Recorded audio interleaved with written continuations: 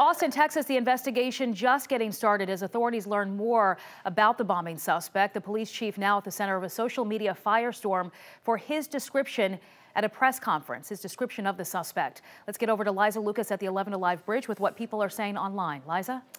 Sheba, the Austin police chief said that the suspected bomber confessed and recorded that confession, detailing the explosives he used and more. Take a listen to how the chief described that confession. He does not at all mention anything about terrorism, nor does he mention anything about hate, but instead it is the outcry of a very challenged young man talking about challenges in his personal life.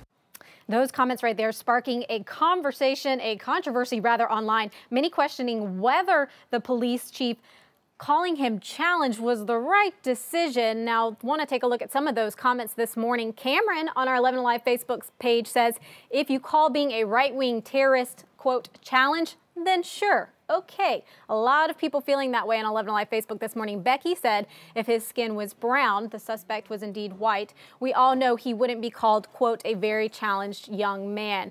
Another comment, I believe he said the suspect did not refer to terrorism or his particular motive. That a little bit of defense for the police chief, trying to give him a little benefit of the doubt, but a lot of people calling into question whether this brings up a double standard, and that's something we're exploring on our interactive poll this morning. Go to 11alive.com/vote and let us know what you think, or use the hashtag MorningRushATL. Sending it back to you guys. Yeah, and so far 75% of you say yes, that it is a double standard.